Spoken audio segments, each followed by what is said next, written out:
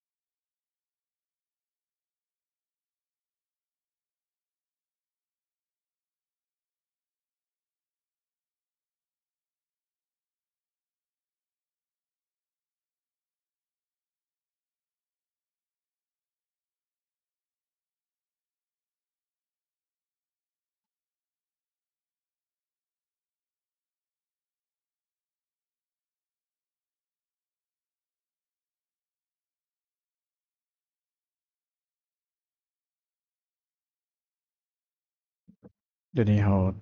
ต้องการมาแต้มแกนของ x กับ y เนาะแต้ม2จุดนี่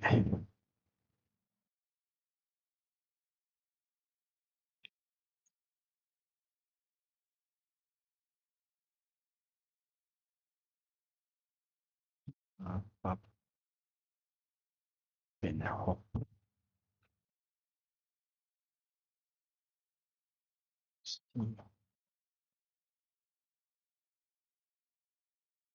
ปรับ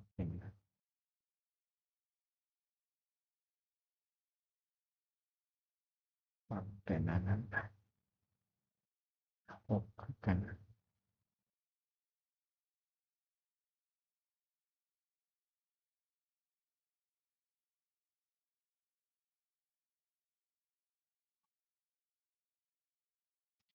ก็จะมาปรับจังซี่เนาะแต่ก่อนอื่นเราจะต้องมาแต้มหลายก่อนกำหนดใหม่ตัวอย่างกดสีตัวอย่างของแต้มแกนของ y เนาะเราก็ต้องจะดึงลงมา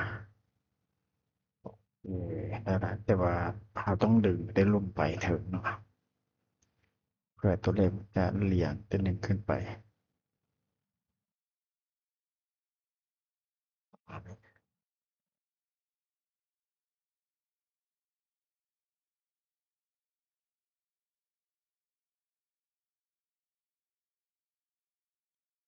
ทีนี้เรามาตั้งของตัวนี้ก่อนตั้งให้เป็นแบบไม้แบบ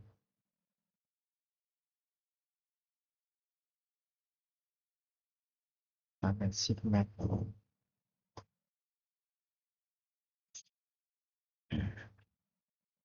เซฟคือเราเซฟคอสเมติก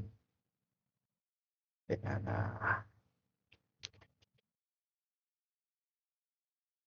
ลายy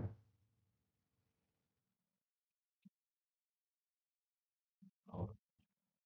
จะมากำหนดคือเราออก6จุดกระบาดใส่เป็น5เลือกลายไว้ขึ้นได้ชิ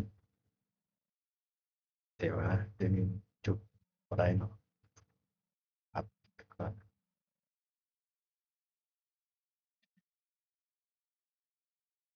ใส่ตัว add identify เนาะ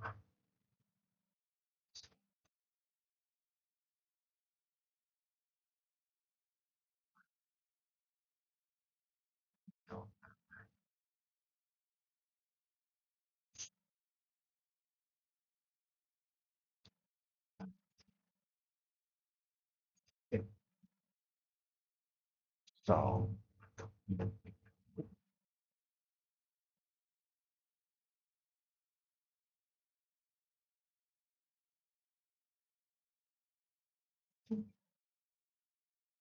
เอาเปล่าเปล่า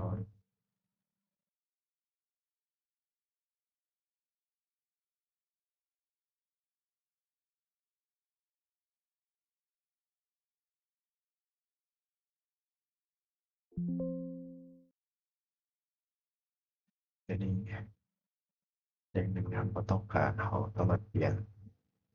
ตารางของเขาตาราง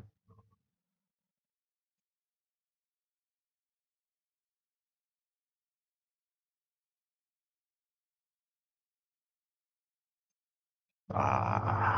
เลขสองเป็นสองเป็นหนึ่ง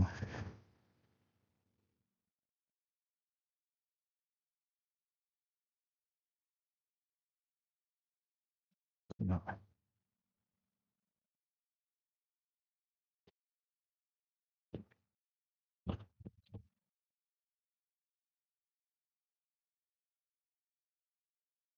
อันนี้ก็จะได้